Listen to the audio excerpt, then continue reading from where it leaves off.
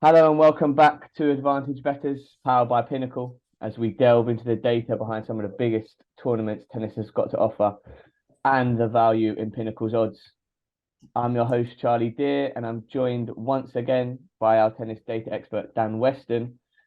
Plus, for his debut on Advantage Bettors, we got tennis handicapper, NBC sports analyst, Drew Dinsick in the house. How you doing, fellas? Nice to have you both on. Yeah, all good here. Great to be back.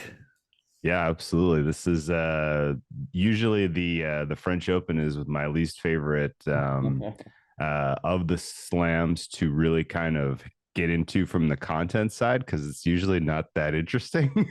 Like, yeah, we kind of know who's going to win the men's. I mean, every year I've been doing this, it's been Rafa Nadal or pass, and this year we finally have a little bit of drama. So very excited to hear how the clay season's gone for Dan, and kind of talk about some of the macro environment we are right now in tennis, which is pretty interesting because we're at a changing of the guard in terms of the generations here on the men's side, which is amazing. And then on the women's, I had expected to say nothing really interesting going on here, but with the recent retirement of the great Iga Swiatek and the ascension of Sabalenka and Rybakina, this is going to be an interesting tournament all around. Definitely. I think, we were saying in the last 48 hours, things have got a lot more interesting. If we sort of look for what's been going on then in the last, say, 3-4 weeks, and particularly obviously with Madrid, Alcaraz and Sabalenka both won the singles there. And as I mentioned, we're at the latter stages of Rome right now, where we've had Djokovic exit early, Swiatek, obviously, as Drew said, injured. Alcaraz went out early as well from that tournament. If we just start with you then, Dan, what have you sort of made of the last few weeks then, and how seriously should we maybe taking these early exits for these big players? Well, I think ultimately Drew's kind of alluded to it already, and that we kind of thought it was going to be business as usual with the absence of Nadal until the last few days when Alcaraz has obviously lost to Marasan in Rome, which was a real shocker, probably the shortest price loss of the year, I would imagine, 1.02 pre-match. And ultimately he was completely dominant on clay prior to that. So in the post Miami clay events, he was 24-2 in sets. So I mean that's the level of dominance you don't see very often. So I think Alcaraz was obviously going to be a pretty solid favourite prior to that defeat. And then obviously the women's, we can say the same thing about Swiatek as well.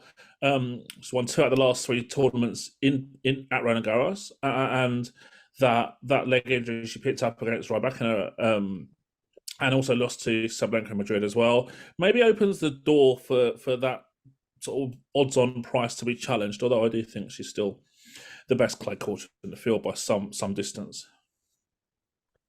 Yeah, I can echo that sentiment.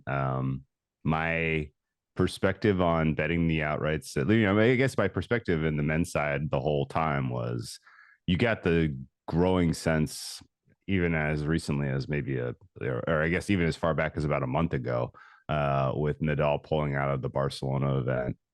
He's a guy that you expect. He likes to warm up. He likes to get some reps on clay before reps before you get to the slam level. And the fact that he was pulling out of those kind of key warm up events was a bad sign that he was going to go. And so, if you had any eyes for a longer shot price on the men's side, the time to shop was then, before you got confirmation that he was out of the field and there was sort of a reshuffling of the odds here. And, at the time before Alcaraz kind of emphatically won Madrid, there he was in like the $3-4 range, I believe, with Djokovic, the meaningful favorite. And we've seen that flip mostly because Djokovic just hasn't looked especially healthy himself.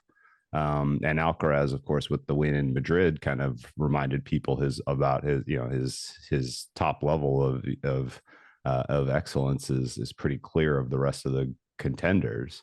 And so I think now, as you currently look at or at least as we were kind of getting to Rome and, kind of warming up for the tournament, the key question was, what kind of form is Djokovic going to be in? Is he going to be able to play himself into form in Rome? Because if he is, then his price is going to be a bet. As I still have sincere questions about Alcaraz kind of figuring it out at best of 5 slam level tennis. Like, yes, he has a championship. He won the US Open. I know this, but his path there was pretty soft. His most meaningful, his most meaningful match in that title run was against Jannik Sinner, another relatively inexperienced player with, just high highs. And I thought Sinner outplayed him, really. Alcaraz kind of held on for dear life there and ultimately comes through. And that was basically the championship for him. And so I think Alcaraz still has something to prove at best of 5 level. And I was kind of hoping to get some signal one way or the other about the health of Djokovic so that we could get down a good bet on him before we had kind of concrete evidence that Nadal wasn't going to play.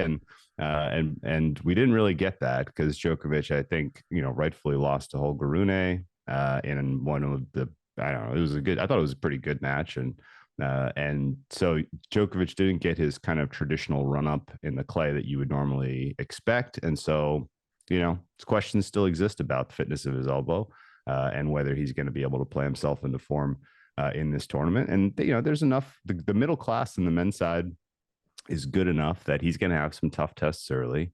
But, he still ought to be, clearly, in my opinion, the class, he should be the favorite over Alcaraz, I will just say, just on the basis of the amount of experience he has had at the best of 5 level. And, it's the last 2 French Opens were determined by Djokovic versus Nadal in their head-to-heads before we even got to the final. And I think realistically, he is the player to beat in this tournament, even though, Alcaraz's highs are higher, particularly in the last year and change. But yeah, the lingering elbow injury has kind of kept me from making a more sincere position there. And I think, again, like the Holger Runes of the world, the Jannik Sinners of the world, maybe even the Stefanos Tsitsipas's of the world, like they can definitely take Djokovic the distance on clay. So it's definitely it's a lot more wide open French Open men's field than of any year that I've ever handicapped it. Nice, yeah. So Dan, just touching on Djokovic there, then. I think last year was the year this was a tournament that he obviously won last year and showed that he was like coming back into form. This time last year, what is there? Even though Drew does say that he should be favourite, he's just shy of second favourite right now with us, just shy of Alcaraz.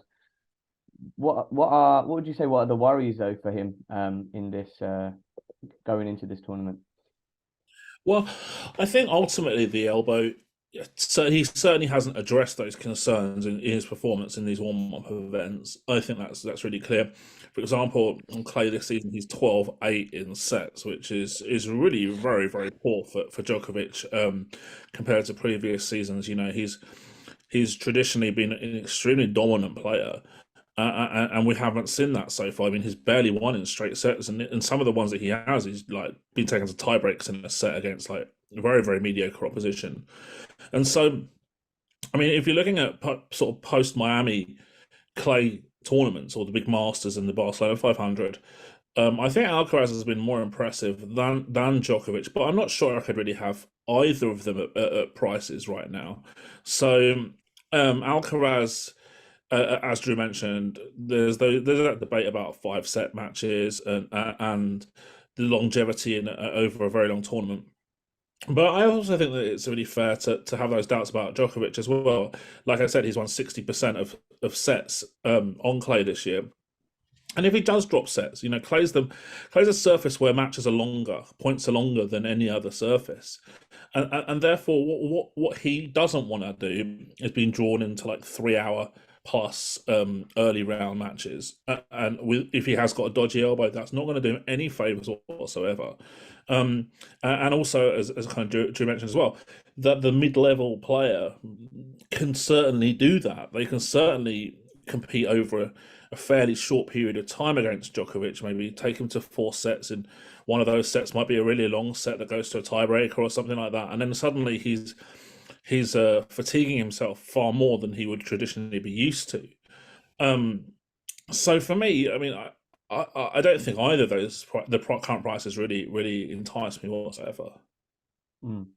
If just touching back onto the WTA side of things, Swiatek is our overwhelming favourite near enough every single tournament we do now. At the moment, as we record on Friday the 19th of May, she's a -120, and Sabalenka is second favourite at +599. She obviously picked up this injury against Rybakina. Do you feel like she is this a tournament again where she could go out early? Because I think it was it Indian Wells that she went out early as well. I think the last time we were. Yeah, she's had I mean, I'll let Dan kind of give a similar answer, and I'll try to be brief here. She's had a fine year, despite not picking up really any kind of high profile hardware. The problem is, I think she's only lost 5-6 times. One of them by withdrawal. She's not or one of them by retirement. She's not a player that retires often, and so when she retired, it was a little eye opening. Like, oh, this might be serious. But the stuff I've read doesn't give me pause to where I think realistically, she's going to be under distress in this tournament. The French Open, and really just slams for the women, are a little less demanding physically because they're spread out over 2 weeks. You get every other day to recover. It's best of 3. And in general, with her seeding, she should have a really, really soft week 1. So she's going to be there in week 2. She should be given the opportunity to kind of get back into, health and fitness is the rightful favorite. But truly, before we saw her before we saw her retire in Rome, I would have been like, I will never bet against her here in my lifetime unless there's a very good reason. And so I think you have to have a better reason than just, well, she retired last time out and maybe she's carrying an injury to go against her here even now. The losses that we've seen her suffer so far this season have largely been at the hands of Elena Rybakina, which is a little concerning. Rybakina is interesting in a lot of ways. And I think really, if we're really going to boil it down, this is a 3-horse race between Iga, Sabalenka, and Rybakina. And I think that is going to be the operating assumption that I go into handicapping every slam for the foreseeable future. Sabalenka and Rybakina have closed the gap in terms of overall ability to play tennis, frankly. And, on a faster surface like the Australian Open and potentially Wimbledon, Sabalenka and Rybakina have a decent edge over Iga because their serve is so powerful. Both of their serves are very powerful. And Rybakina, especially at a slam level, and this may be narrative-y and this may seem disrespectful even, but she's kind of like a robot. She just doesn't really have an emotional up and down over the balance of a match that a lot of the other women's players do. And for those reasons, she's, I think, a more dangerous player at the slam level, as we saw in her Wimbledon final last year and her ousting of Iga in Australia. And so I think, it's a 3-horse race as far as you want to handicap it. And, draw is going to matter. For whatever it's worth, Iga ends up getting drawn into the same quarter as Rybakina. It feels like every tournament, which has been bad news for her, because, the price you're looking at right now for Iga is a great price to bet if Rybakina and Sabalenka are on the bottom and Iga's on the top. It is not a great price to bet if Rybakina ends up in Q1 with Iga and she has to defeat Rybakina on the way to a semifinal and then potentially Sabalenka in a final. I don't really know what to make of the Madrid final results, and I think that's kind of where I'd like to open the door for Dan. Sabalenka beat Iga in what was the best clay match of the season so far. Not just on the women's side, in my opinion, but of all of the clay matches I've seen, that was the best, I thought. And the conditions, I thought, favored Sabalenka. and maybe have kind of convinced people that she has a better chance against Iga in Roland Garros than she actually does. But I don't want to dismiss that accomplishment because she was outstanding. And she now has slam pedigree, having, coming in off of the Australian, Open win, which was the best tennis match I've seen all year. So it's interesting to try to break that down. And I'm just curious, how much weight do you put on that specific result, Dan? And do you think the conditions here basically make Arena's chances that much less likely? Yeah, so I've often said over the years that I'm always quite skeptical about how performances in Madrid, how much weight to attribute them in terms of dealing with Roland Garros. And as for listeners who aren't aware, Madrid is played at a fairly considerable altitude, and conditions are a lot quicker there than they are in any other clay court event on tour, certainly any of the main clay court events anyway. And so I think that was a little bit of a leveler for Sabalenka against Iga in that particular event. I think that those conditions definitely would have suited Sabalenka a little more, which is obviously what you said already. I completely agree. For me, though, I look at this women's tournament, and I actually look at it as more of a two-horse race. Really, I mean, I'd be really surprised if either Swiatek or Sabalenka, as long as Swiatek's not completely ruined with injury, do not win this tournament. I mean, the market gives that outcome about a 70% chance. So that's obviously something to consider as well. Rybakina on clay, I'm still yet to be sold. Yes, she's reached the semi-final here in Rome. However, I mean, we can say that Vondrousova was a tricky opposition, but she hasn't exactly really beaten that many players of note so far. Certainly no one in the top 50 to get to this stage. And she hadn't won 3 matches on clay in a row since the 2021 French Open. And we have to go back to 2019 to find her winning a clay court event on tour. And that was in Bucharest, where actually she barely beat anyone who was half decent. I mean, Bettors was not the player she was then. Now she's was then, and she actually beat Patricia Maria Tig in the final. So that kind of shows you the field quality that she did have in that tournament. Not particularly great.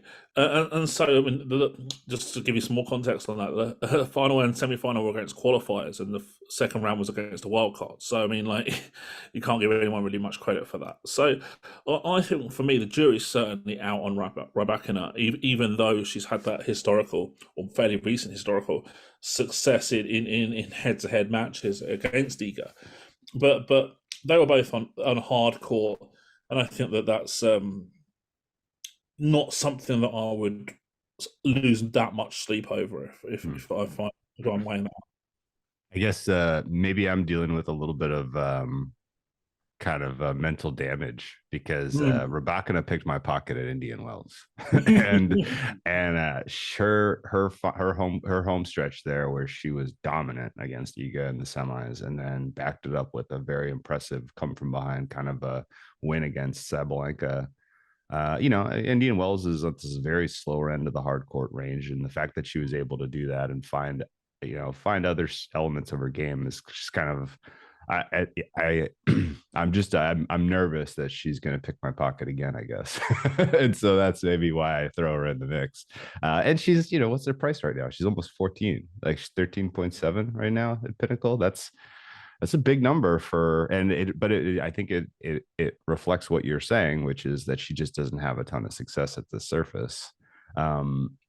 So it's, again, like her ability to kind of keep her cool and just kind of mentally overcome, the challenges of the pressure in the moment are obvious.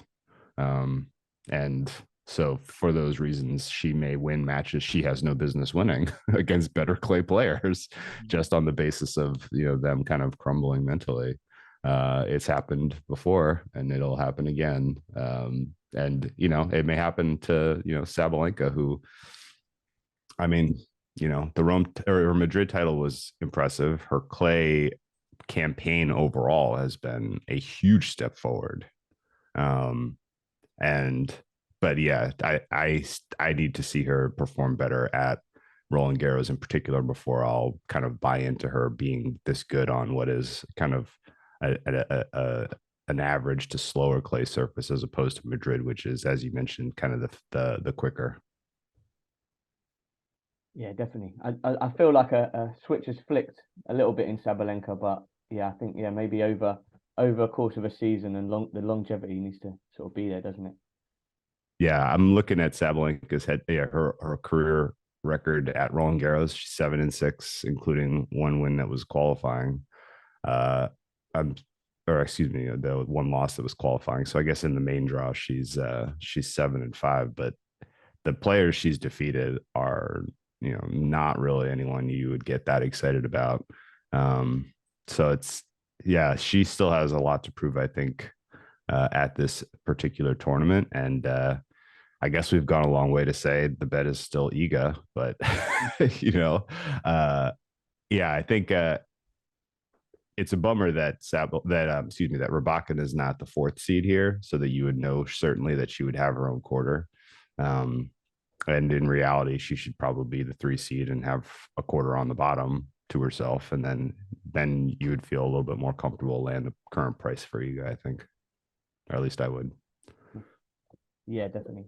Before we properly delve into all the other players and sort of what your value plays are, one of the topics that I mentioned to you guys that I wanted to talk about was sort of the rise in these tennis mini slams that I've seen as the word being bandied around. Obviously, you have Indian Wells in Miami are currently a fortnight, and obviously Madrid and Rome are now. And I also heard that maybe even Shanghai and Canada might be tipped to in a few years to come.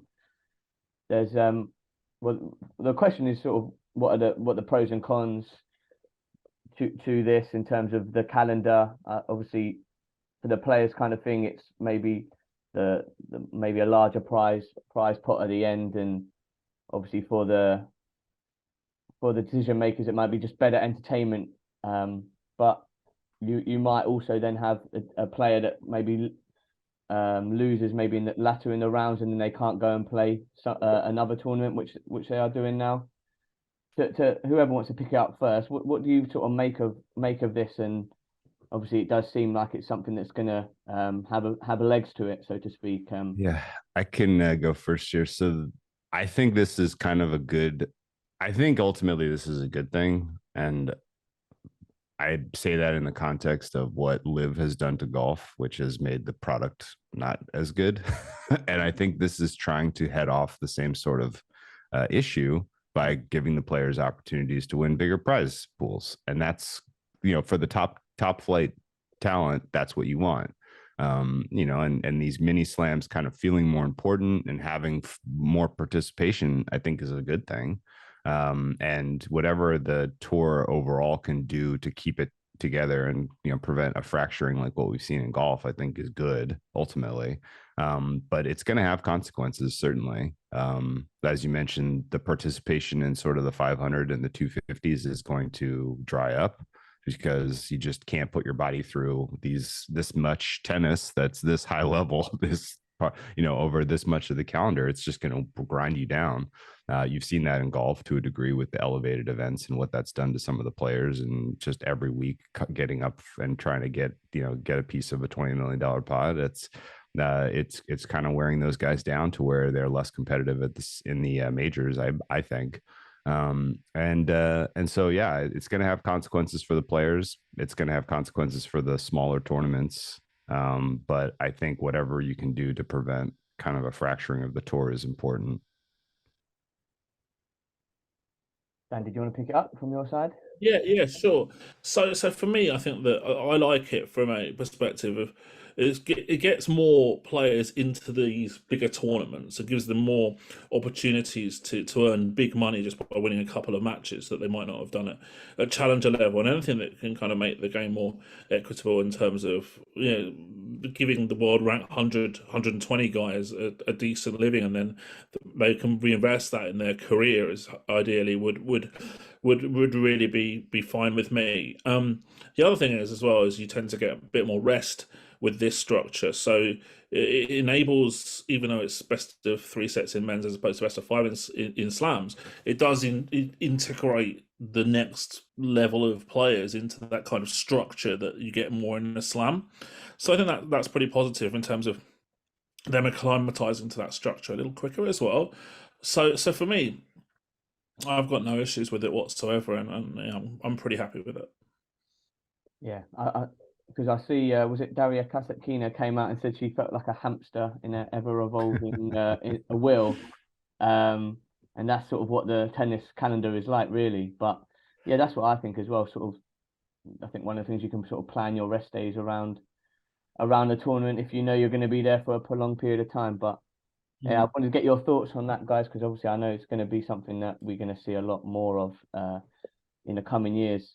I hadn't even really thought about it from Dan's perspective, but he's absolutely right. Like the kind of the players you really needed to address were sort of the 32 to 64 to 128. Like guys in that range were really, really struggling to figure out how to make it as a pro financially and go and and now if you, as you kind of mentioned, if you can win a couple of matches at one of these mini slams, you've set yourself up now to be able to kind of be more successful on tour, and that's important because you really want to try to help the bottom half of 128 person field at the slams. You want those to be higher quality so that week one is just better matches, and this should help afford that for sure. But it's going to come at the cost of really wearing down the 8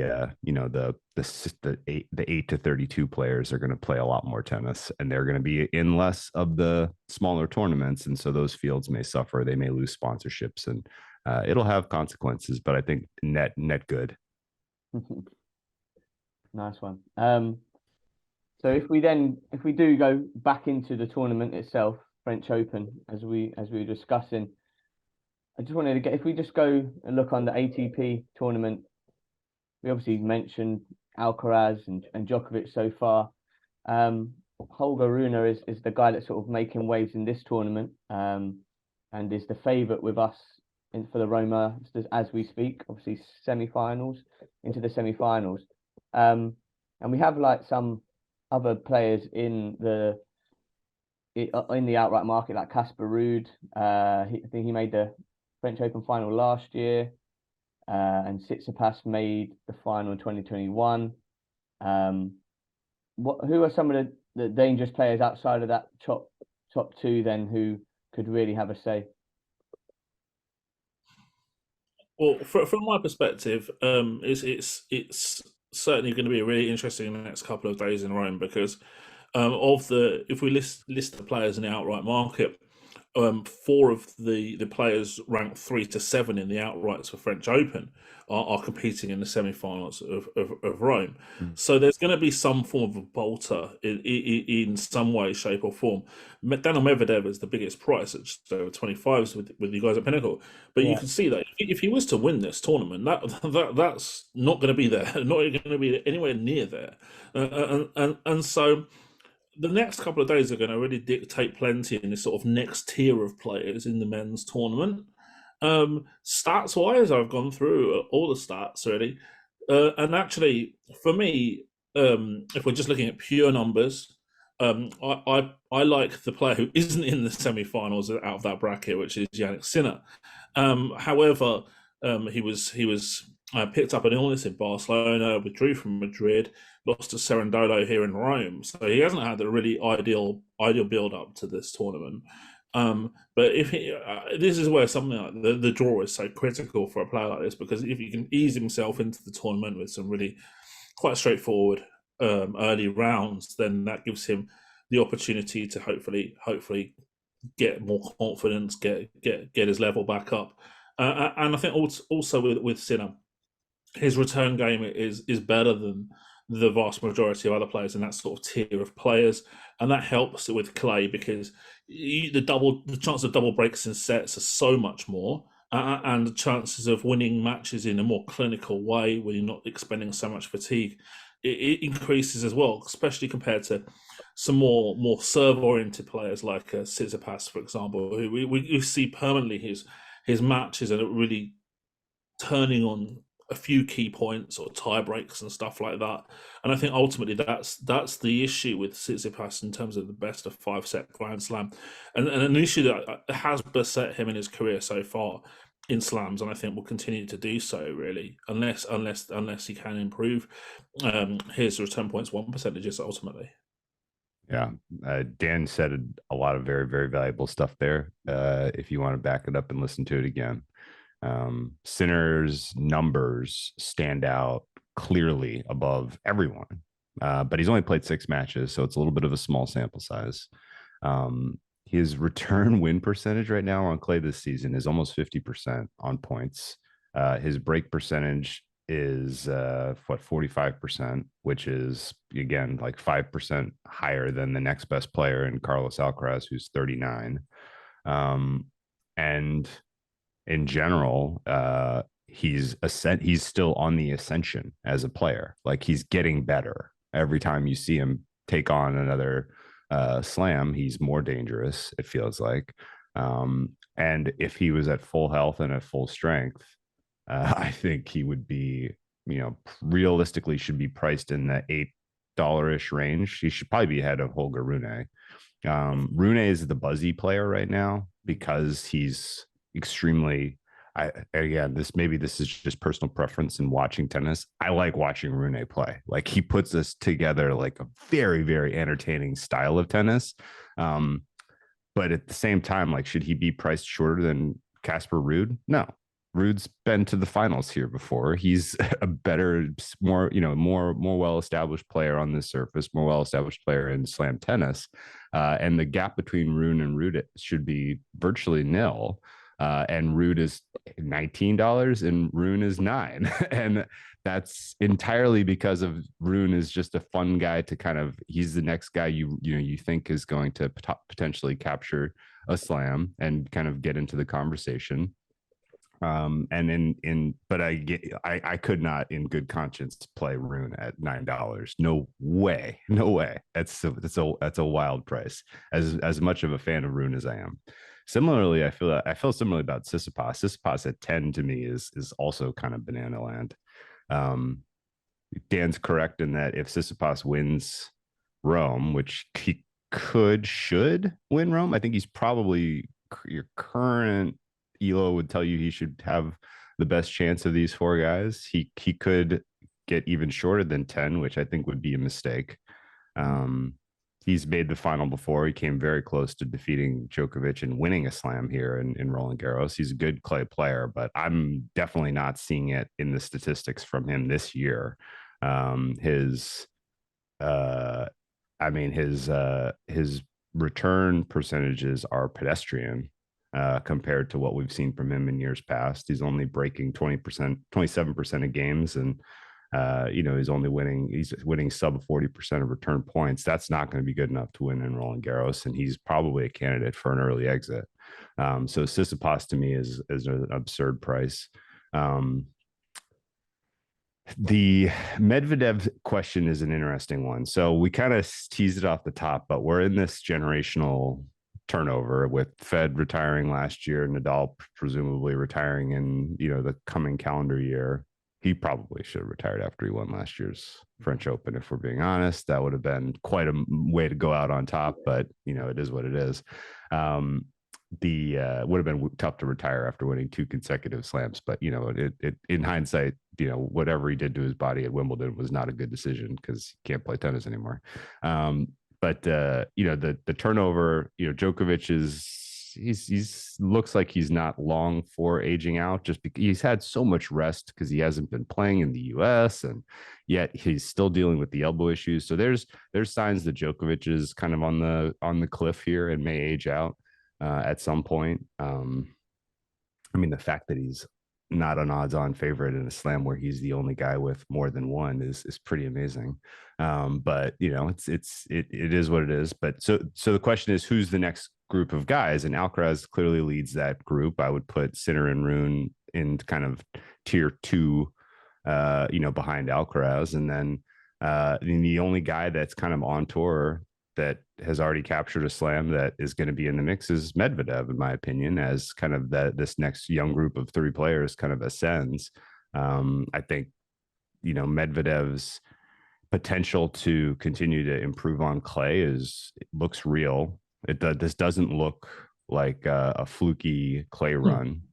He's typically just not really a guy that you have any expectation for on clay, but through 6 matches this season, his return win percentage is above 40. That's a positive sign for him, certainly. He's not breaking quite as much as you would have hoped. He's only in like the 27.5% range. But his serve has been among the better. His hold percentages, is still kind of, it's not elite. It's not plus 80. It's not above 80, but it's still kind of good enough to win some tough, hard fought matches. And I think in general, he's a little bit of a Djokovic light in terms of his style of play. And so, yeah, I mean, he could make a run at Roland Garros given the right draw. He's got a third 3 seed. So he's going to have a quarter without Alcaraz and without Djokovic in it, which is huge. So he could clearly make a semifinal here if he can have the right player in his draw, like a Rublev or even a Tsitsipas, or a Rune. So it's I think Medvedev as a semifinalist is a fair play. I think Ruud as a semifinalist would be my expectation. And then so basically I think your top 4 seeds could realistically be your semifinalists here. And then the only guy that I would put in the mix outside of that is as Dan had already kind of tipped, Jannik Sinner, just based on the quality we've seen from him. He could put it together here, be a factor for sure. But it's going to be interesting to see if he ends up in Alcaraz's quarter. That would be kind of the dream scenario to really make some serious money in this tournament, because I absolutely could see Sinner taking Alcaraz out in these conditions. That was sort of the pivotal match that really decided the US Open last year. I think that the gap between those 2 players is very small generally, and it's and Alcaraz has the hardware, so he's the shiny, the exciting object, as opposed to Sinner, who's never really gotten it across the finish line. But I don't see a huge gap between those players at all. So I really hope we get Alcaraz Sinner as your Q1 quarterfinal, and I think you're going to get Sinner at an awesome price. So you might as well take him in the outrights market as well, and see if he can't carry that form into his maiden title. The other thing I want to say about Medvedev is that when you compare his outright price to Tsitsipas's price, Medvedev's price is about 2.5 times the price of Tsitsipas. Yeah, for their head-to-head match tomorrow, he's not far off even money. Yeah. So I mean, go figure. I mean, if that's not an indictment of how bad value Tsitsipas is at the current market prices, I'm not quite sure what is. Great point. Well, yeah, that's the thing. I think what you said, Drew. You've never really seen Medvedev as a clay court player, but he's sort of starting to come into his own now. Before we sort of go on to the WTA side, is there anyone in that sort of maybe mid bracket below where Medvedev is? You've got like the likes of Zverev, Rublev, Thiem, Auger-Aliassime, Norrie, and Korda in there. Are they realistic to even get to that quarterfinal, semi-final stage, or we've obviously spoken a lot about that top bracket? Is that just where it's going to come from? From my perspective, I don't see Zverev as a realistic challenger here. His numbers, looking about 102, 103% service return points, one combined in 2023 across all surfaces, and it's very similar on clay in the last 12 months as well. That's kind of like top 20, top 25 level, really. That's nowhere near the level that he's going to need to win it, or even get towards the sort of the semi-finals of Roland Garros. 37% return points won on all surfaces this year is another red flag for him. That's not dissimilar to Tsitsipas's numbers, and we've already spoken about the issues that stem from that. He was also easily beaten by Alcaraz and Medvedev recently, so I think Zverev has a real gap between him and the leading players on tour right now. So I don't see him as someone who I would expect to provide a real threat to the best players in this field. Rublev probably a little bit more. I would have more hopes for Rublev than Zverev, which is quite strange that he's actually marginally bigger priced in the outright market.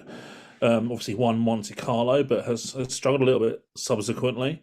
But I think he definitely has exhibited a higher ceiling on the surface and just generally this season than Zverev has. So at prices, I prefer Rublev over Zverev. As far as you mentioned, Charlie, team as well, I think you'll be better off throwing your money down a drain than backing team right now to win any kind of major tournament. Team got in thanks to Nadal withdrawing. By the way, he would have had to qualify were it not for that spot opening up. And yeah, I of that tier, you have to circle Rublev based on the numbers from this season on clay in particular. But at the same time, he is 0-7 lifetime at the quarterfinal stage in a slam. To me, that's a mental hurdle that I need to see him clear before I put money on him to win anything. And especially because he's gonna get a tough draw. He's your 6th seed, which means he's gonna have to take out one of the top 4 guys. Now, I guess if he ends up in Casper Ruud's draw for whatever reason, and that's your quarterfinal, that should be a pretty competitive match. And he's probably going to go off close to evens in that type of a head-to-head, just based on what we've seen from him this year. But yeah, he needs to clear the hurdle for me before I get involved financially. And he's a player that produces at a higher level than the market respects his from a price standpoint. So you're going to find value to bet on him in a match likely at this tournament. The guys down the board who are really standing out and have like a reasonable kind of sample size this cycle on clay. Lorenzo Musetti stands out. Kekmanovic again, really another really solid clay campaign from him. Jiri Lecheka stands out. However you pronounce Jiri's last name, the Czech player. Dusan Lajovic, his results stand out. That's come out of absolutely nowhere. Like, he's 30-something, journeyman. All of a sudden, he's having his best clay swing that I can remember. Has been absolutely wild to see. And then the Spaniard, who's a little bit of he's a very weird price point always in any given match, is Burnaby Zapata Morales. He's right now top 4 in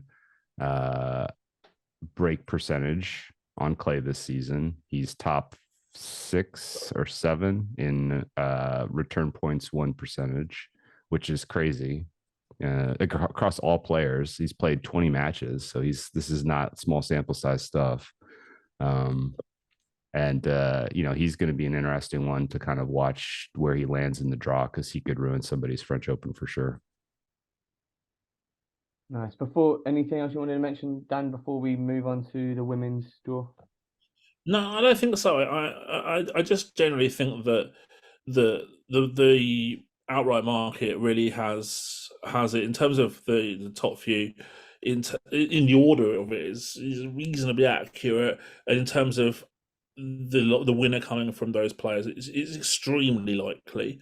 I just don't see anyone out of sort of the top 7 in the market really getting to the latter stages, particularly the final. But if you are minded to find an underdog from somewhere, I would definitely recommend looking at players who have really high ceilings. So someone who could, for example, put a run of matches together. So I wouldn't be looking at a journeyman. I would be looking at someone who's clearly sort of shown that if the conditions are right and they're mentally on it, they could. I mean, obviously, it's not for this tournament, but you look at something like Wimbledon and you think Nick Kyrgios would be a really good example of that type of player, a guy who could play lights out for 2 weeks and somehow get to the latter stages. Whereas, yeah, there's not that many players in the field who could do that, but I probably would focus on, say, a younger player with a high ceiling who might catch the market a bit by surprise. What do you think of what you've seen from a guy like Taylor Fritz so far this year?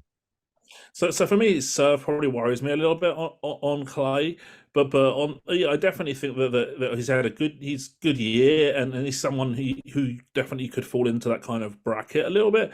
Kecmanovic is someone who you mentioned, Drew. I think is an interesting player for sure. So there's or even like an Auger-Aliassime who's a I mean, if you're offer me, he's the same price as Team, and I mean, like that's just nuts in my view.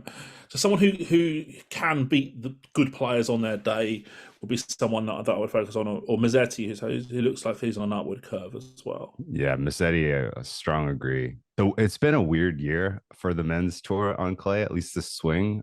It's been sort of the year of the journeyman, the Dusan Lajoviches, the Jan Lenny Struffs, even Yannick Hanfmann. Like these guys are not guys that you expect to see in the later stages of a 1,000 Masters 1,000 type of event. So it's been weird. That may, but I the sentiment you're spinning, I think, is 100% correct, which is in best of 5, if you're going to get an upset, it's going to have to be someone who has the high ceiling, not somebody who has the high floor. Absolutely. Right, so if we do go into the women's side of things now, we've obviously mentioned that top 3 that we don't doubt we're going to see a winner past them 3, but there's obviously other players on their day could really shake things up. I see the from Madrid and Rome, Veronika Kudermetova has sort of made back-to-back semi-finals, so that she should sort of have her morale should be very good going into this one. And then just under that top 3, you've got Krejcikova, who's a major winner, and Ostapenko and Coco Gauff, and even Paula Badosa, who's obviously not had a great year for many different reasons, but showed a little bit better of her making in Rome before she went out to Ostapenko. Where do you feel under that top 3 could the sort of the danger come from?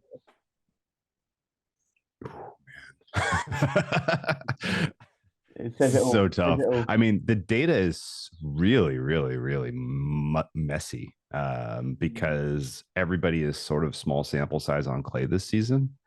You only have 4 women who have played double-digit matches on clay in 2023. That's kind of strange, honestly. And so, just looking at raw data, there are a handful of names that stand out. That I feel like there's a quarterfinal, there's a semifinalist every year on the women's draft who comes out of absolutely nowhere, sometimes 2. So I am always much more mind open to the absurd happening in the women's draw, and best of 3 tennis affords that as well, obviously, right? The likelihood that a long price comes in because somebody catches fire and runs through a couple of good players, like that's entirely in the cards on the women's side. names that stand out at the top of the break percentage charts this season are really, really tough to get behind. Dan's probably looking at it, so I don't even want to ask him, but can you, Dan, guess who the number one break percent player on clay this calendar year is on the women's draw? 7 matches played. Yeah, well, so I've got data on kind of like the top 20 contenders. So that was kind of something I pre-prepared for the pod. And ultimately, because of the fact that you're posing the question, I'm sure that the person who has this record is not Iga Swiatek. No, it's not. Iga's a little down the board, not so far down that it's concerning. But the number one break percentage on clay this season, she's breaking in 52% of return games. Is Elisabetta Cocchioretto of Italy. She is currently the 45th ranked player in the world, and I think she won San Luis Potosi 125. That may have been where she racked a lot of this up against kind of journey women. Only beat Sarah Irani among like top 100 players there, who was 99th and not ascending. So it's, this is a little bit of a messy data set here, but the number 2 break percentage this season so far, Elise Mertens, who's not gonna, she's not gonna get anyone that excited in terms of like a price, in terms of like a name, but her price is way down this board, which is surprising because she's very consistently good at and can break on clay. Is she even listed? Mertens? I'm just looking now. I don't think we have a price on her. I don't think she's priced up. So we'll have to ask the traders for a price on Mertens and a price on what was the other one? Elisabetta Coca. Well, you know what? Thank you. with her, Cocchioretto, do you know what? Right, a few years back, I really thought she was going to have a big future in women's tennis. So if we look at her numbers from 2019, when she was like 18 years old, she was 30-9 on ITF level with great return numbers, sort of broke opponents more than they held in that season, and she had injuries and she just never really kind of kicked on. And there's a few players who you definitely think that have that underlying ceiling, that if they kind of could put it all together, someone like a Clara Towson, who probably didn't develop in quite the way that I expected her to either so far, could certainly cause some shocks. Quarterfinals and beyond is probably a stretch too far, but certainly could win an underdog price against a higher profile opponent. Cocchioretto, she took a set off Paula Badosa in Madrid, and that was impressive. She reached the final in Hobart on hard court as well in January. So there's kind of some evidence to suggest that this is not a fluke, I think, and I think that's a really astute point that Drew's made in terms of picking out a player who could at least do some damage to some seeds in this tournament. Yeah, so we're sort of suggesting it's not really going to come out of that top 3, and we need to price up these 2 players that we haven't got on there so far. I guess I can kind of run down the board past the top 3 and give you kind of ones that I immediately cross off at price. Barbara Krejcikova at 19 is a cross off for me. She showed some amazing form earlier this season, but it's completely fallen apart for her of late. She did not continue to ascend through the clay swing in a way that a true contender should, and her price is largely because she is a former champion here, so people think she could do it again. I would say the opposite of Yelena Ostapenko. She is ascending, but it looks like she's firing all her bullets this week in Rome. She could win this title in Rome, and she could get even shorter, but she's also very mercurial and realistically just as likely lose in round 1 as win the tournament. So not going to bet Ostapenko, even though her If I could have gotten her at like 50-1, that would have been fun, but she's already that price is already gone. So I think you have to kind of pass there. Coco Gauff has taken an enormous step backwards this season. She is an easy cross off for me. No way am I seeing a mentality of I'm ready to win my first slam. Paula Badosa has played a lot better this year, but she's a cross off at price in the 23 range. I don't think she has the elite stuff that can get past any of the top three in this tournament.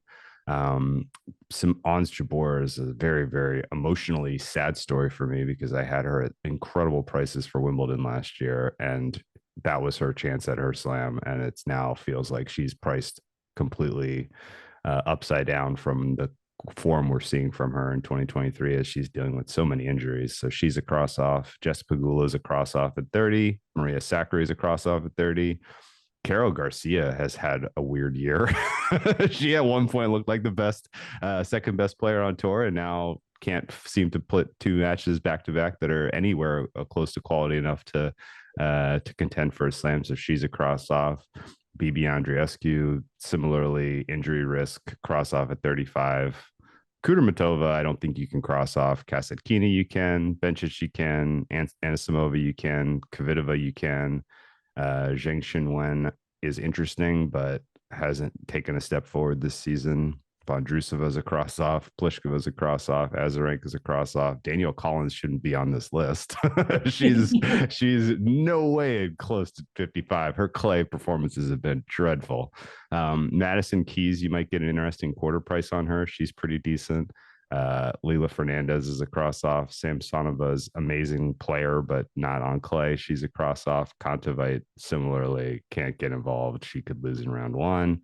Martina Trevisan, quarterfinalist last year or semifinalist. I can't remember. I think she made the semis last year, and her numbers on clay, she has backed up what was a very impressive season from her last year. Trevisan is the number 3 after Elisabetta and Elise in terms of break percentage this year on clay, although it's only in 4 matches. So, at 100-1, there's worse bets in the world. Is Angelique Kerber back from her maternity leave? I don't think she's playing, is she? I would take her off the board. Yeah. And what Drew said is so true. I looked at when I was preparing for all of this and having a really good look through the outright market, and you're just thinking there's so many question marks over pretty much everyone that isn't at the top of the market. Yeah. Injury doubts left, right, and centre, ability doubts left, right, and centre. And the amount of times I went through the list of players from their results through the season, and I'm like writing the same note every time. Hasn't won more than 2 matches in a row for the last 3 months or something like that. Yeah. I mean, it's incredible, and there's just no consistency in this next tier of WTA players at all. And I think that also, Drew, you mentioned about Coco Gauff. And Caroline Garcia particularly, and I think mean reversion has got to those players. I think Gauff's percentage was never in line with her underlying data, and we're starting to see mean reversion.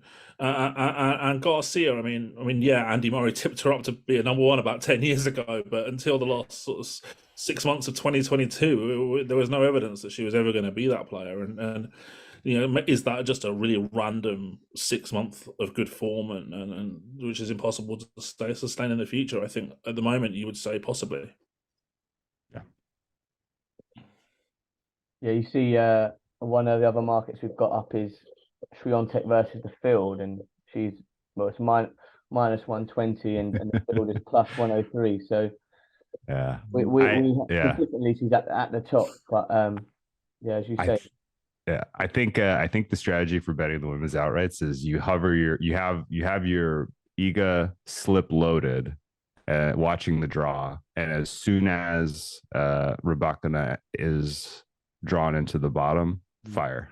that's kind of I think the right way to play this. Nice one. If before we sort of wrap up, is there anything else you guys wanted to mention or anything we haven't spoke about yet? We haven't really talked about just in general outright strategy. And I mean, everybody plays this a different way. And And I think I tend I tend to try to only really play into outright markets when you have an imbalanced draw. Um, I assume outside of like trying to capture prices long before they mature into correct prices. Like the clay swing is so long time frame wise that realistically this market is good. Like these numbers we're looking at Penny right now, like it may sound like we're talking about them like they're not, pretty sharp, pretty well beaten into close to correct price. But they are like these are good prices, and I think the only really are going to catch huge value once you see the draw and there's a huge imbalance. And with the way that the seeding is coming into this tournament, that's just not going to happen. Iga and Sabalenka are going to be on opposite halves.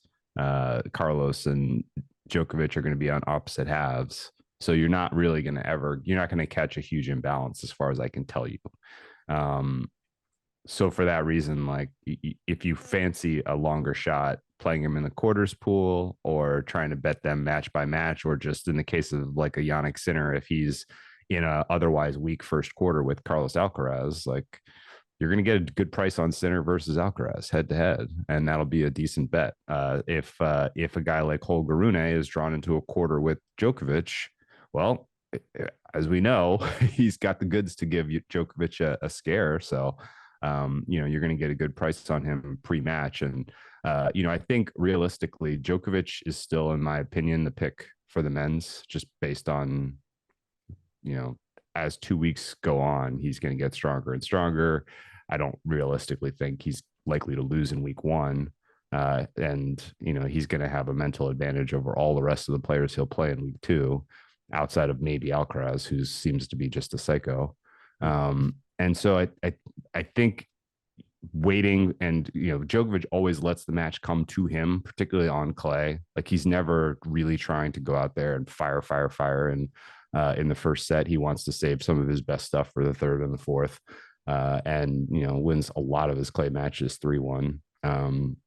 In a best of 5 setting. And so I think realistically, you're going to get a lot of these up and comers coming at him early. He's going to let the match come to him. And so, trying to capture in play bets on Djokovic when he's up against sort of this next class, when he's up against a Rune in the quarterfinal, and then he's up against a Ruud in a semifinal, and then up against an Alcaraz in the final, potentially. I think all 3 of those matches to me set up for good in-play trading, where you can get the dog price pre-match and then get a good price on Djokovic if he goes down, loses the first set, or even the first 2 sets, as we saw when he was up against Tsitsipas in the finals. Yeah. That was a good bet a couple of years ago there. So, ultimately, I think he's going to win his second slam of the year.